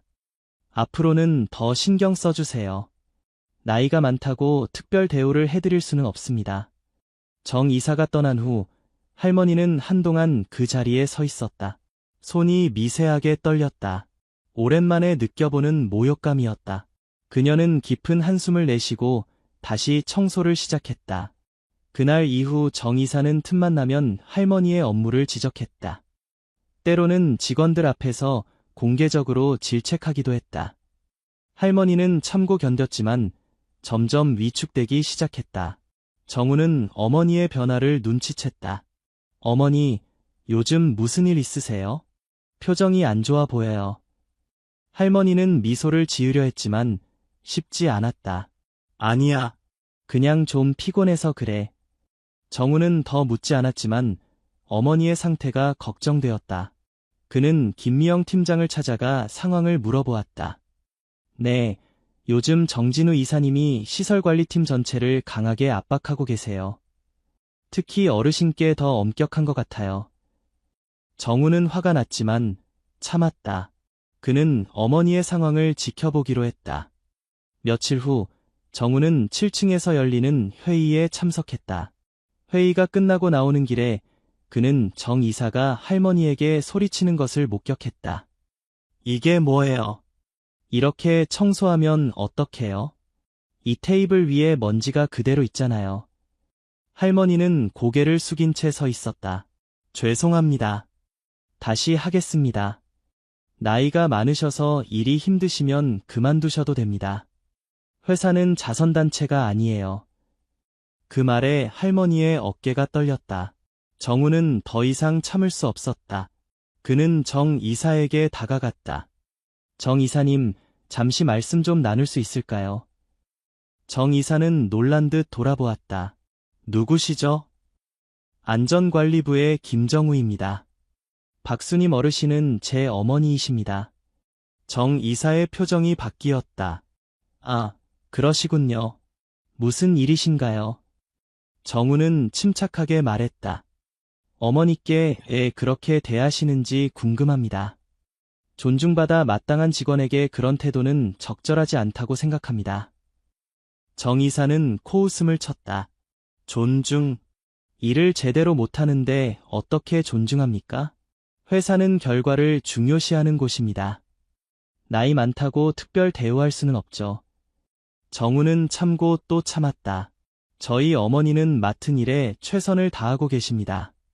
부족한 점이 있다면 정중하게 지적해 주시면 됩니다. 모욕적인 언행은 불필요합니다. 정 이사의 얼굴이 붉어졌다. 당신이 감히 나에게 어떻게 일해야 하는지 가르치려고 합니까? 정우는 여전히 침착했다. 가르치는 것이 아니라 기본적인 존중을 요청하는 겁니다. 회사의 가치가 사람을 존중하는 것이라고 알고 있습니다. 정 이사는 화가 나 손가락으로 정우를 가리켰다. 이봐요. 조심하세요. 당신의 태도가 인사고과에 영향을 미칠 수 있어요. 그때 복도 끝에서 누군가 걸어오는 소리가 들렸다. 최동현 회장이었다. 그는 상황을 눈치챈 듯 그들에게 다가왔다. 무슨 일입니까? 정 이사는 갑자기 태도를 바꾸었다. 아, 회장님. 별일 아닙니다. 그저 업무 관련 대화를 나누고 있었습니다. 최 회장은 정우와 할머니, 그리고 정 이사를 번갈아 보았다. 그의 눈빛에는 의심이 가득했다. 그런가요? 하지만 분위기가 그리 좋아 보이지 않네요. 정우가 입을 열었다. 회장님, 정 이사님께서 어머니에게 모욕적인 언행을 하셨습니다. 단지 일의 효율성을 이유로요. 정 이사는 당황했다. 그건 단지 업무적인 지적이었습니다. 회사 규정에 따라 최 회장은 손을 들어 정 이사의 말을 끊었다. 잠시 사무실로 와주세요. 정 이사. 대화할 필요가 있겠군요. 정 이사는 얼굴이 창백해졌지만 따라갈 수밖에 없었다. 두 사람이 떠난 후 정우는 어머니에게 다가갔다. 어머니, 괜찮으세요? 할머니는 고개를 끄덕였지만 눈에는 눈물이 고여 있었다. 그냥 내가 정말 일을 못하는 걸까 싶어서. 정우는 어머니의 손을 꼭 잡았다. 절대 그렇지 않아요. 어머니는 충분히 잘하고 계세요. 정 이사님이 문제인 거죠. 1시간 후 정우는 최 회장의 사무실로 호출되었다. 그는 긴장한 채 사무실에 들어섰다. 앉으세요, 정우 씨. 최 회장은 생각에 잠긴 표정이었다. 정진우 이사와 이야기를 나눴습니다. 그가 어르신을 어떻게 대했는지 자세히 들었어요. 정우는 침을 삼켰다. 회장님, 저는 단지. 최 회장은 손을 들어 정우의 말을 멈추게 했다. 설명하실 필요 없습니다. 정 이사의 행동은 우리 회사의 가치에 어긋납니다. 사람을 존중하지 않는 관리자는 필요 없어요. 정우는 놀란 표정을 감추지 못했다. 그럼? 정 이사는 오늘부로 회사를 떠납니다. 그리고 어르신께 공개적으로 사과할 예정입니다. 정우는 안도의 한숨을 내쉬었다. 감사합니다, 회장님. 최 회장은 미소를 지었다. 감사할 필요 없습니다. 이것은 당연한 일이에요. 우리 회사는 모든 직원이 존중받는 곳이어야 합니다. 나이, 직위, 배경에 관계없이요.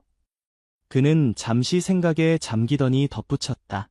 정우 씨, 당신의 어머니는 정말 대단한 분이십니다. 그리고 당신도 마찬가지입니다. 어머니를 지키기 위해 용기 있게 행동하는 모습이 인상적이었습니다. 정우는 겸손하게 고개를 숙였다. 제가 당연히 해야 할 일을 했을 뿐입니다. 최 회장은 고개를 끄덕였다. 그런 당연한 일을 실천하는 사람이 많지 않다는 게 문제죠.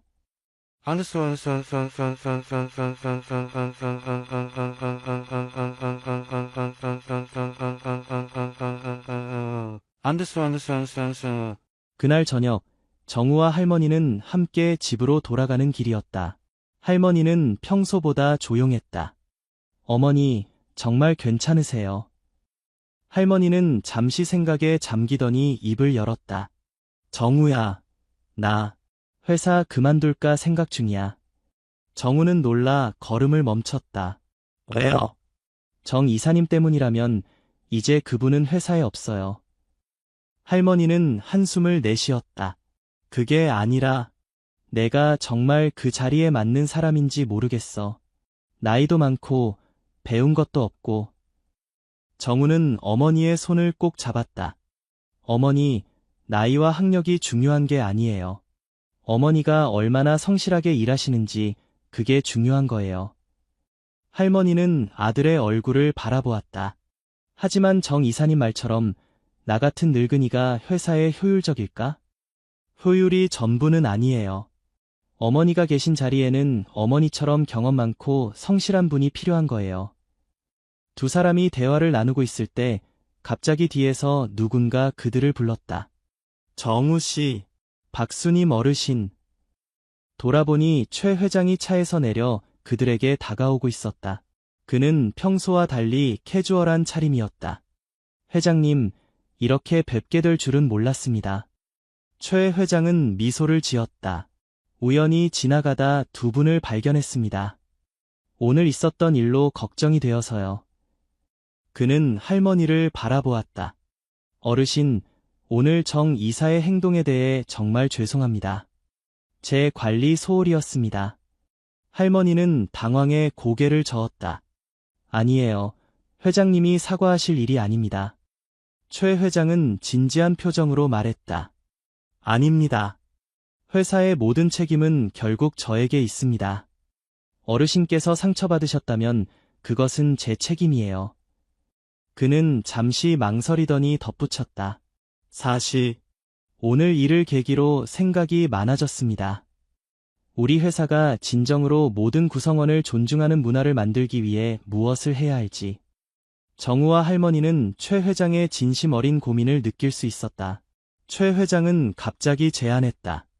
혹시 시간 되시면 함께 차라도 한잔 하시겠어요? 가까운 카페가 있습니다. 정우는 어머니를 바라보았다. 할머니는 잠시 망설이다가 고개를 끄덕였다. 카페의 자리를 잡은 세 사람. 최 회장은 의외로 편안한 분위기를 만들었다. 그는 정장 차림의 회사에서의 모습과 달리 훨씬 친근했다. 사실 제가 두 분을 특별히 아끼는 이유가 있습니다. 최 회장은 커피를 한 모금 마시고 말을 이었다. 제 어머니께서 생전에 항상 말씀하셨어요. 사람의 가치는 그 사람이 가진 것이 아니라 그 사람이 주는 것으로 결정된다고요.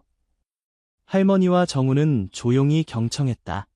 어르신을 처음 봤을 때 저는 어머니를 보는 것 같았습니다. 그리고 정우 씨가 어르신을 지키려는 모습은 제가 어렸을 때 어머니를 지키지 못했던 기억을 떠올리게 했어요. 최 회장의 눈가가 붉어졌다. 그래서 두 분이 우리 회사에 오신 것은 단순한 우연이 아니라고 생각합니다. 어쩌면 이것은 제게 주어진 두 번째 기회일지도 모르겠어요. 어머니처럼 평생 고생하신 분들이 존중받는 세상을 만들 수 있는. 할머니는 최 회장의 진심 어린 고백에 깊이 감동했다. 그녀는 천천히 입을 열었다. 회장님, 저는 평생을 힘들게 살았습니다. 남편은 일찍 떠났고 혼자서 아들을 키우느라 모든 일을 다 했어요. 폐지를 줍고 식당 설거지를 하고 건물 청소도 했습니다. 그녀의 목소리가 떨렸다. 하지만 제가 원했던 건 돈이 아니었어요. 그저 사람으로 존중받고 싶었을 뿐이었습니다. 회장님 회사에 오고 나서야 처음으로 그런 존중을 받아볼 수 있었어요. 최 회장은 깊이 고개를 숙였다. 저희가 감사드려야 합니다. 어르신께서 보여주신 성실함과 인내는 우리 모두가 배워야 할 덕목입니다. 정우도 감동의 눈물을 참으며 말했다. 어머니는 평생 남을 위해 살아오셨습니다. 저를 위해, 가족을 위해, 이제는 어머니가 행복할 차례라고 생각합니다. 세 사람은 오랫동안 이야기를 나눴다. 과거의 아픔, 현재의 고민, 그리고 미래에 대한 희망까지. 그들 사이에는 어느새 특별한 유대감이 형성되어 있었다. 다음 날 아침, 회사 전체 직원들에게 이메일이 발송되었다. 최 회장이 직접 보낸 메시지였다. 존경하는 최동현 그룹 가족 여러분, 오늘 아침 여러분에게 중요한 소식을 전하고자 합니다. 우리 회사는 창립 이래 사람이 먼저라는 가치를 추구해왔습니다. 하지만 최근 몇몇 사례를 통해 우리가 이 가치를 충분히 실천하지 못하고 있다는 것을 깨달았습니다. 오늘부터 우리 회사는 존엄성 존중 프로젝트를 시작합니다. 이 프로젝트는 회사의 모든 구성원이 나이, 직위, 배경에 관계없이 존중받는 문화를 만드는 것을 목표로 합니다. 특히 오랜 세월 사회를 위해 헌신해오신 어르신들을 존중하는 문화를 만들어 나가겠습니다. 첫 번째 단계로 박수님 어르신을 존엄성 존중 프로젝트의 자문위원으로 모시게 되었습니다. 어르신의 풍부한 삶의 경험과 지혜는 우리 회사의 큰 자산이 될 것입니다. 두 번째로 김정우 과장을 안전관리부 차장으로 승진시키고 직장 내 존중문화 태스크포스의 팀장으로 임명합니다. 그의 책임감과 용기는 우리 회사가 나아가야 할 방향을 보여주었습니다. 변화는 쉽지 않을 것입니다. 하지만 우리 모두가 함께한다면 최동현 그룹은 단순한 기업을 넘어 모든 구성원이 존엄성을 지키며 함께 성장하는 공동체가 될 것입니다. 여러분의 적극적인 참여와 지지를 부탁드립니다. 감사합니다. 최동현 드림. 이메일이 전 직원에게 전달되자마자 회사는 술렁이기 시작했다. 많은 직원들이 박수님 할머니와 정우에게 축하 인사를 건넸다. 할머니는 당황스러웠지만 동시에 가슴이 뜨거워지는 것을 느꼈다. 어르신, 축하드립니다. 자문위원이시라니 정말 대단하세요. 김미영 팀장이 환하게 웃으며 할머니의 손을 잡았다. 주변의 다른 직원들도 진심 어린 축하를 건넸다. 차장님 되신 것 축하합니다. 정우의 동료들도 그를 축하했다. 그는 겸손하게 인사했지만 눈에는 자부심이 묻어났다. 그날 오후 최 회장은 할머니와 정우를 자신의 사무실로 불렀다. 자, 어떠세요? 갑작스러운 발표였죠. 할머니는 아직도 당황한 기색이 역력했다. 회장님, 저 같은 사람이 무슨 자문위원을... 최 회장은 미소를 지었다. 어르신, 자문위원이라고 해서 특별한 일을 하셔야 하는 것은 아닙니다. 그저 우리 직원들이 어르신처럼 인생의 지혜가 있는 분들을 존중하고 배울 수 있도록 도와주시면 됩니다. 그는 정우에게도 시선을 돌렸다. 정우 씨, 태스크포스 팀장으로서 우리 회사의 존중 문화를 만들어가는데 큰 역할을 해주셨으면 합니다. 어제 보여주신 그 용기와 원칙을 다른 이들에게도 가르쳐주세요. 정우는 진지하게 고개를 끄덕였다. 최선을 다하겠습니다. 회장님. 최 회장은 만족스럽게 웃었다. 좋습니다. 그럼 내일부터 새로운 프로젝트가 시작됩니다. 기대하고 있겠습니다.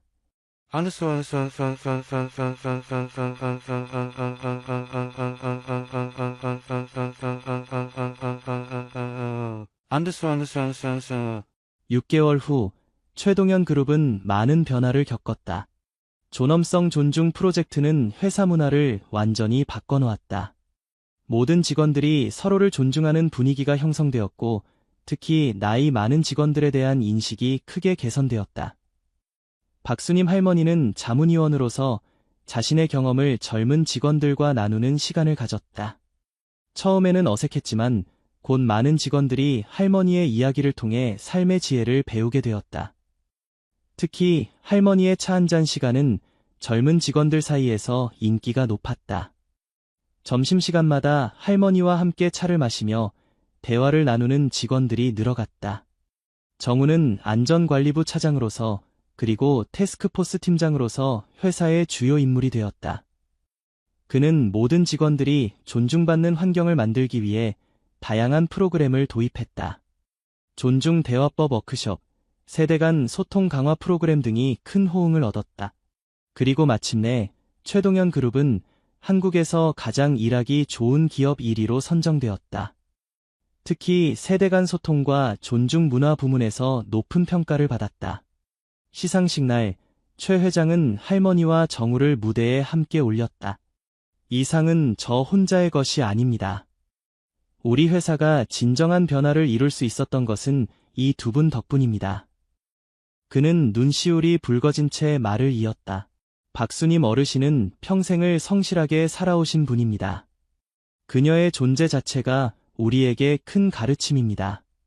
그리고 김정우 차장은 어머니를 위해 용기 있게 목소리를 높인 진정한 리더입니다. 청중들은 뜨거운 박수를 보냈다. 할머니의 눈에서는 눈물이 흘렀다. 그것은 기쁨의 눈물이자 오랜 세월 참아온 모든 고통이 씻겨 내려가는 치유의 눈물이었다. 그날 밤 집으로 돌아가는 길에 할머니는 아들에게 물었다. 정우야, 우리가 이렇게 될 줄 알았니? 정우는 미소를 지으며 고개를 저었다. 아니요, 어머니. 인생은 참 예측할 수 없는 것 같아요. 할머니는 깊은 생각에 잠겼다. 내가 그날 실수로 차를 긁지 않았다면 최 회장님은 만나지 못했을 테고 지금 이 모든 일도 없었을 텐데. 정우는 어머니의 손을 꼭 잡았다. 어쩌면 그게 운명이었을지도 모르겠어요. 어머니의 평생 수고가 마침내 인정받은 거예요. 할머니는 따뜻하게 미소 지었다. 그래. 이제야 내 인생이 헛되지 않았다는 생각이 드는구나. 두 사람은 밤거리를 천천히 걸었다. 서울의 불빛은 여전히 화려했지만 이제 그들의 마음에는 더 이상 어둠이 없었다. 그들의 앞날에는 존엄과 존중이 가득한 새로운 길이 펼쳐져 있었다. 최동현 그룹의 존엄성 존중 프로젝트는 이후 다른 기업들에게도 큰 영향을 미쳤다. 많은 기업들이 이를 본받아 자신들의 기업 문화를 개선하기 시작했고, 특히 어르신 직원들을 존중하는 문화가 확산되었다. 박수님 할머니는 1년 후 정년을 맞이했지만 여전히 최동현 그룹의 명예 자문위원으로 활동했다. 그녀는 이제 더 이상 폐지를 줍는 할머니가 아니라 많은 이들에게 삶의 지혜를 전하는 존경받는 멘토가 되었다. 정우는 2년 후 안전관리부 부장으로 승진했고 회사의 핵심 인재로 성장했다. 그는 어머니가 그랬던 것처럼 항상 사람을 먼저 생각하는 리더가 되었다. 최 회장은 자신이 시작한 변화가 사회 전체로 퍼져나가는 것을 보며 깊은 만족감을 느꼈다. 그는 자신의 어머니가 바라던 세상, 모든 사람이 존엄과 존중 속에 살아가는 세상을 만드는데 한 걸음 더 다가섰다고 생각했다. 그리고 수많은 사람들의 마음속에 한 할머니가 리어카를 끌며 예제차를 긁었던 그날의 사건은 작은 실수가 아닌 큰 변화의 시작점으로 기억되었다. 존엄의 가치가 모든 것보다 우선되는 사회로 나아가는 첫걸음이었던 것이다. 이것이 박수님 할머니와 그녀의 아들 김정우, 그리고 최동현 회장의 이야기다. 사람의 가치는 그 사람이 가진 것이 아니라 그 사람의 존엄성에 있다는 것을 보여준 이야기. 작은 사고로 시작되었지만 큰 변화로 이어진 그들의 여정은 많은 이들에게 희망과 용기를 전하는 등불이 되었다.